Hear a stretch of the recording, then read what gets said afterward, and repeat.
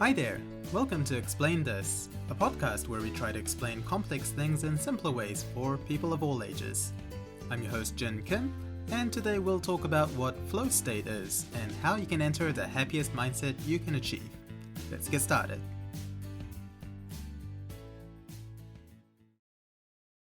All of us live in the pursuit of happiness.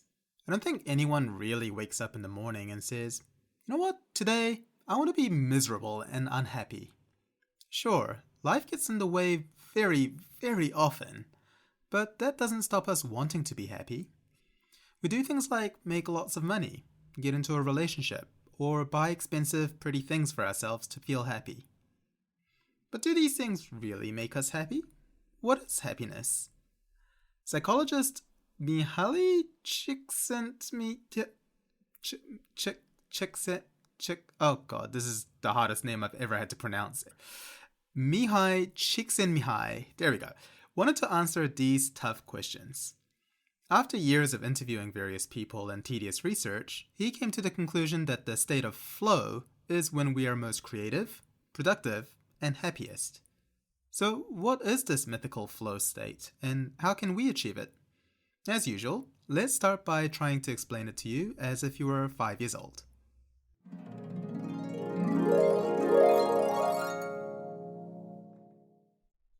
Have you ever been in the zone, where it feels like everything around you melts away, and it's just you and whatever you're concentrating on? Maybe it's when you're practicing piano and you think you just might be able to play the whole song perfectly for the first time. Maybe it's when you're playing soccer and it feels like time slows down and you can see the perfect spot to kick the ball into to score the goal. Maybe it's when you're building a Lego spaceship and you realize that you spent 3 hours on it and haven't even eaten dinner yet. It's that perfect zone where you feel totally focused, challenged, and stimulated. Where you feel engaged, not bored, excited, not anxious, confident, not afraid. Most importantly, you feel good. It's when you feel truly alive. That's what flow state is.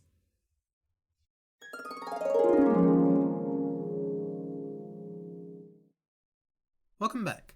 So, unlike quantum physics and emotional intelligence, flow state is one of those things you probably could explain to a 5-year-old. Because it's something we've all experienced in one form or another at some point. Heck, I wouldn't even be surprised if cats and dogs experience flow state. We just might not have realized it at the time. Now, if you can think of even one time you've been in the zone, so to speak, then today's explanation will make a lot more sense. So think of the last time you felt that way. Alright, so what exactly is flow state? Flow is a state of mind when there is a balance between a challenge and our perceived skill level. For example, let's say you're learning a music piece that's too challenging for your skill level. Well, that will make you anxious. But if it's too easy, then you become bored. But if you're challenged just the right amount, then you feel ecstatic. You feel productive and like you brought your A game because nothing can distract you or stop you.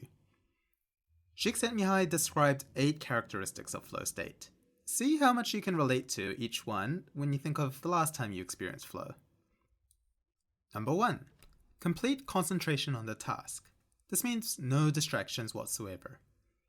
Number 2. Clarity of goals and reward in mind and immediate feedback. For example, when you're painting, you see the work that you're creating right in front of you. Number 3. Transformation of time. It speeds up or it slows down. You know what they say, time flies when you're having fun. Number 4. The experience is intrinsically rewarding. That is, you get a sense of pride and accomplishment. We call people who seek these kind of internal rewards autotelics. More on that later. Number 5. Effortlessness and ease. Flow state should feel like breathing. You don't even have to think about it. It just comes naturally when it happens. Number 6. There is a balance between challenge and skills. Too much challenge causes anxiety. Too little challenge causes boredom. Lack of both challenge and skill makes us apathetic, like when we watch TV or scroll through social media. Number 7. Actions and awareness are merged, and you lose self-consciousness, and you don't worry about failing. Lastly, number 8. There is a feeling of control over the task. You don't feel fear, you feel capable and confident. If you ask any accomplished musician, athlete, artist, CEO, or scientist, they will all describe moments where they feel like this. People often describe flow as a state where you're being carried along a flowing water current by the moment and the task at hand. Creativity and productivity just seems to flow out of you naturally in this state. The psychology of flow state is that we're using 100% of our attention on what we're currently doing. Your brain tunes in and uses all of its resources because it wants to successfully complete the task. This is why we lose sense of time and we don't get distracted by our surroundings. It's like existence is suspended during this time. And because we're truly focused on one thing, something that is challenging us to be better, we feel truly alive. Csíkszentmihályi said that we are happy when we get to express ourselves, showing what we're capable of, being the best version of ourselves, standing on the edge of our capabilities and working to expand our horizons. That's when we feel happy. Some people call this self-actualization. Others call it being the best you can be. Some just say #YOLO and dab. But they're all talking about the same thing. Flow state is the happiest state of mind. The more you think about it, the more you'll see and believe in the power of flow. Think of that time you nailed a performance, whether it's a music piece, a dance routine, or playing a video game. Or when you were so immersed in a deep and meaningful connection with your crush that it seemed like nothing else mattered. See? Just thinking about it puts a smile on your face already. This is why it's fun to ask what people are passionate about. Whether it's a fun hobby, a competitive sport or game, or a cause someone's fervent about, when you're really focused on something, it unlocks who we really are inside. For me, I go into flow state with a few different things. Writing is a big one, like it feels ironic that I'm in flow state writing about what flow state is. I love playing my guitar because I can easily sink 3 hours before my voice is completely gone. And you should see my game face when I'm playing Magic the Gathering competitively. Oh yeah, that's what gets my fruit juice flowing. But most importantly, when I'm really engaged in a conversation with someone I care about, that's when I feel happiest. I feel calm and stimulated and ecstatic, and I just want to keep asking more questions to get to know that person better. It sounds weird because you'd think connection isn't really a challenge.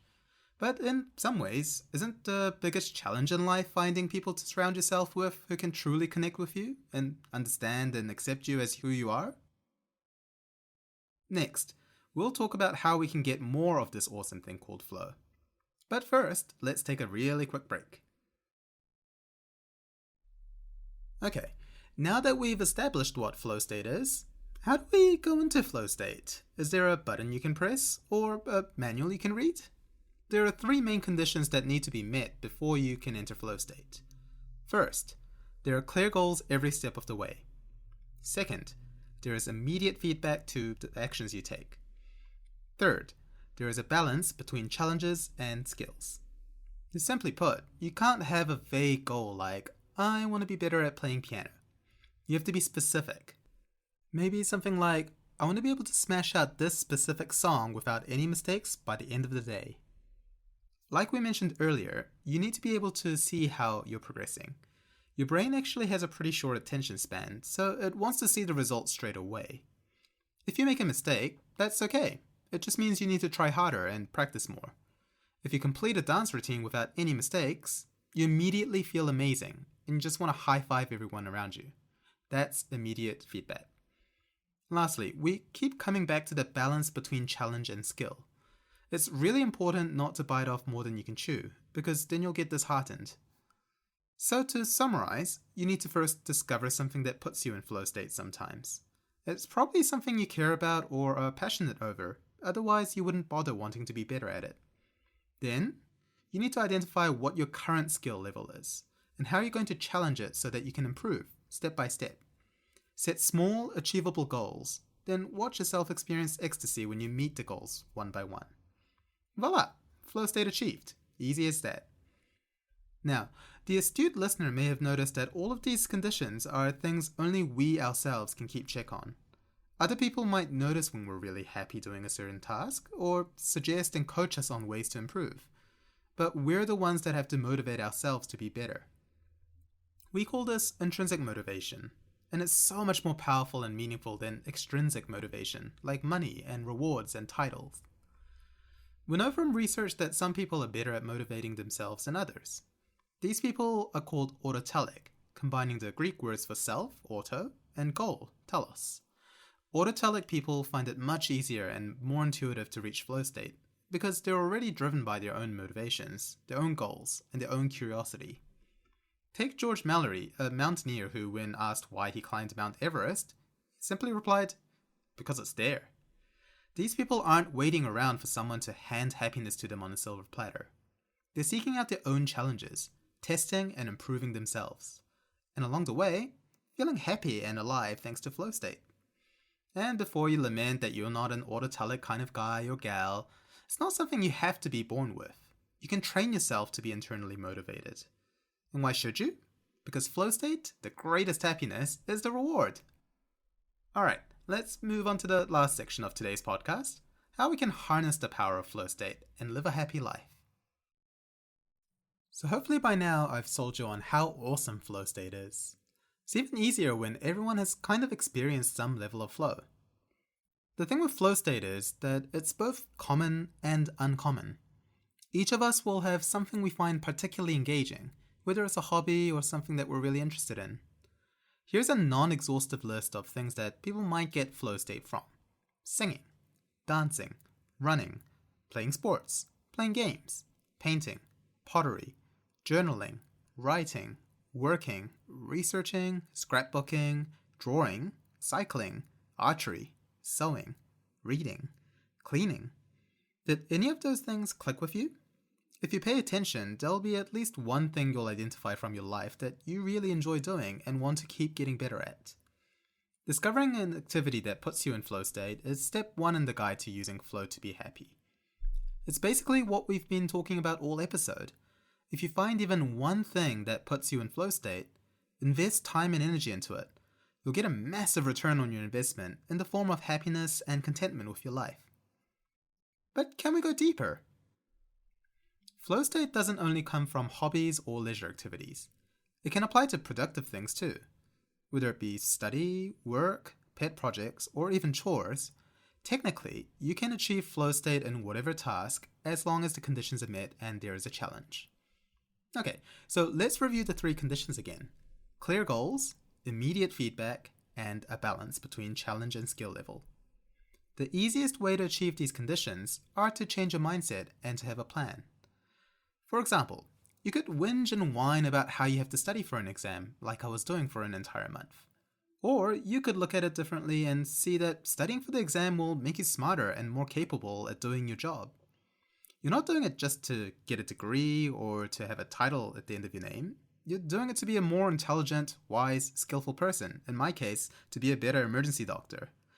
Now it's not a chore, it's a challenge, it's something that I'm doing to improve myself.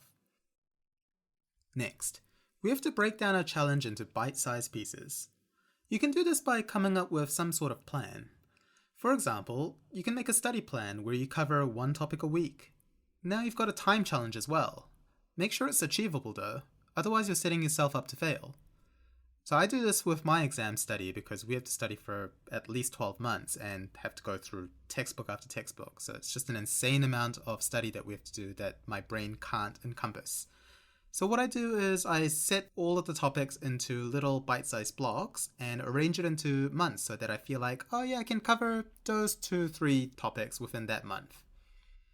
If I use this method, I'm converting my study sessions from a dreadful experience to a quest, a challenge, a level up moment. It's like gymming for your brain. If you can convince yourself enough, you'll feel challenged enough that you'll be able to fully concentrate on the task. Some people call this gamifying, where you turn menial, annoying tasks in life into mini-games. Then it becomes more of a fun challenge for your brain rather than something tedious. Of course, this is not an easy thing to do, so it's good to set up little rewards along the way, like a piece of chocolate if you achieve your goals, or having enough rest periods so you don't get burnt out. Now, study is a bit of an extreme example, but hopefully you can see my point. It shows that flow state isn't about what a task is in the absolute sense. It's what we perceive it as in the relative sense. Going back to the definition of flow state, it's the balance of a challenge and our perceived skill level. It's all about how we view our own capabilities. If we feel confident, well, that is appropriately confident and not cocky, then we can challenge ourselves to improve and feel amazing along the way. For example, when I come back to the topic of me studying for my exam, I felt really scared at the start of studying because there was just this huge mountain of study. But now that I have a study plan and I've had sessions where I've gone through the textbook and read things and started answering exam questions, I feel like I can do things bit by bit and I feel myself improving week by week. That gives me confidence and that makes me think I can take on the next challenge next week. Now, nobody can really make you happy other than yourself. You need to discover what makes you happy, put the effort in, and keep pushing yourself back on the path to happiness. Because happiness is like flying an airplane. Without any effort, it'll crash and burn. You need to keep maintaining it and providing it with fuel to keep yourself in a state of happiness. And if you meet turbulence or you have to make a landing to refuel, that's okay too. You can always get back in the air and return to happiness if you so choose. It's a state you maintain, not something you achieve permanently. In his book, Csíkszentmihályi says this: a person can make themselves happy or miserable, regardless of what is actually happening outside, just by changing the contents of consciousness. We have the power to choose how life and reality affect our own state of mind. Be the reason that you're happy. Choose happiness. So that's flow state. Hopefully now that you've learned about it, you can apply it in your own life and discover the things that put you in flow state. Start small and simple. Find something that you're good at or you really love doing. For me, I realized early on that music and games like magic push my mind to learn and practice and be better and better. It makes me hungry for more, and that makes me feel alive. Once you've found your flow state activity, keep practicing and challenging yourself. As you get better, set bigger challenges. If you feel anxious or apprehensive, dial back on the challenge. Flow isn't something you gain and have forever. You have to keep fine-tuning it to stay in that flow channel. This practice is like anything else. You'll get better at it with time, until it becomes automatic, like riding a bicycle. Then, once you're used to what flow feels like, start applying the same kind of challenges to your work, study, or other productive projects. You'll find that it will make even the dull aspects of your life more exciting and engaging. Be inspired by the passions that let concert pianists play in a fervor state, that scientists like Albert Einstein engaged in as they unraveled the mysteries of the universe while forgetting to eat, or surgeons operating for an entire day to save a life through maximum concentration. Lastly, spread the good word. Happiness is a non-zero-sum game, and that we can all discover and practice what makes us happy and make living worthwhile.